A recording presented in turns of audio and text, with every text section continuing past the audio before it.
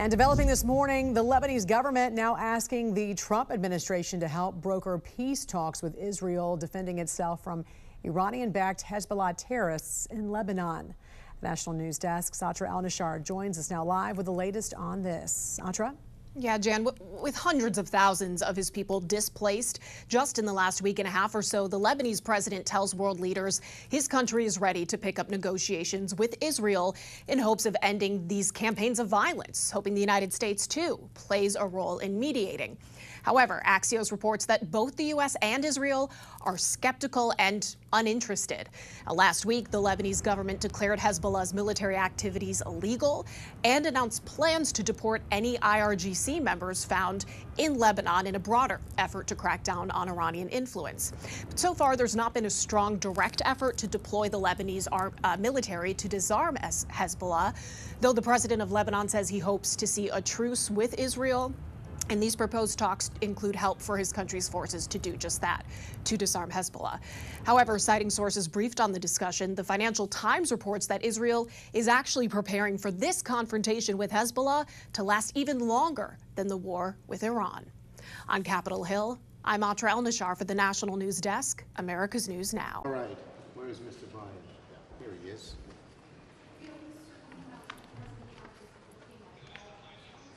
Okay, thank you, everybody.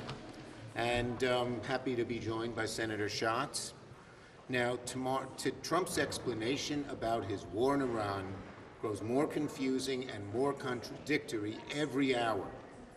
Yesterday, hey folks, can we have a little quiet?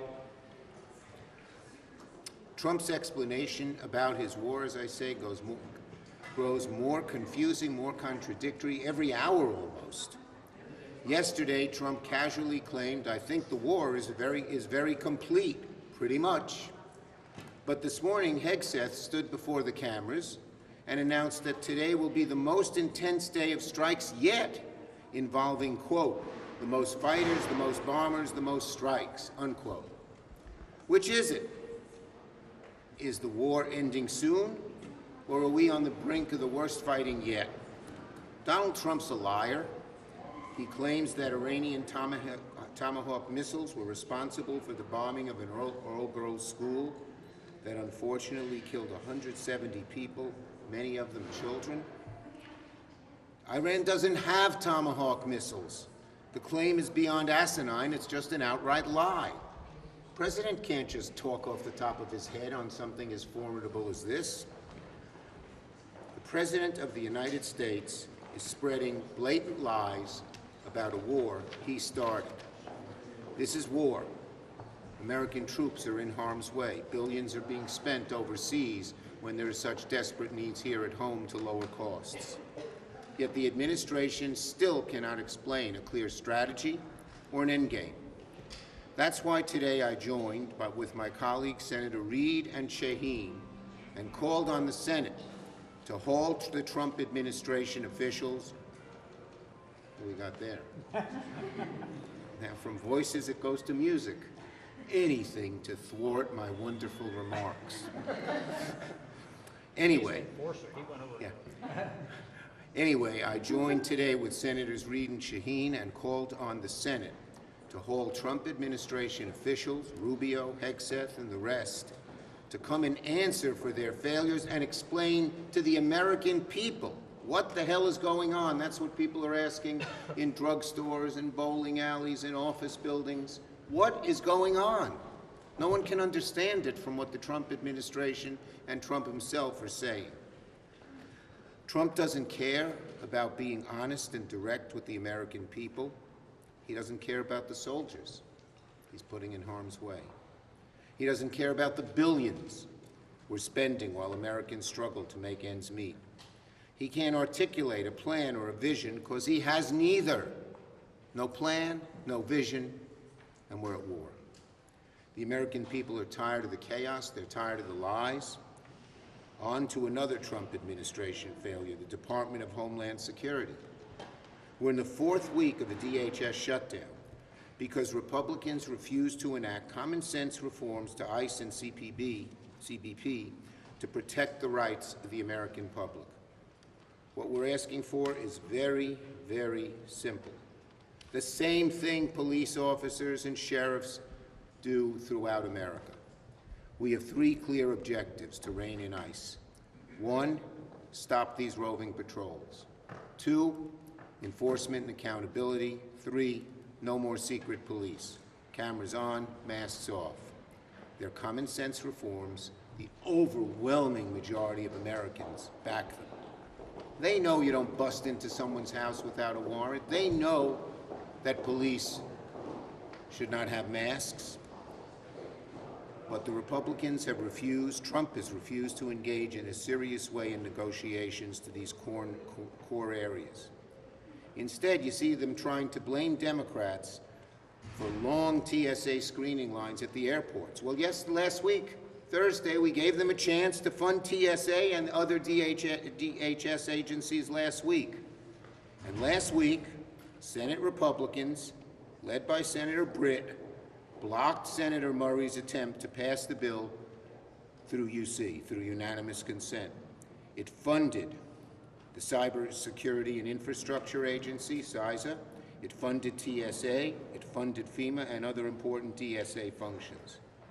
Republicans refused to fund TSA, FEMA, and CISA. And why? To protect ICE, not to protect Americans. It's wrong. Republicans need to get serious.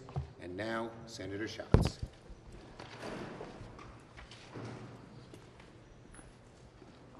One of the things that surprised me on Monday was the number of Senate Republicans that were not aware that we went to the floor and said, why don't we narrow the scope of our disagreement all the way down to the one agency that we're fighting about? What is the reason for holding TSA hostage?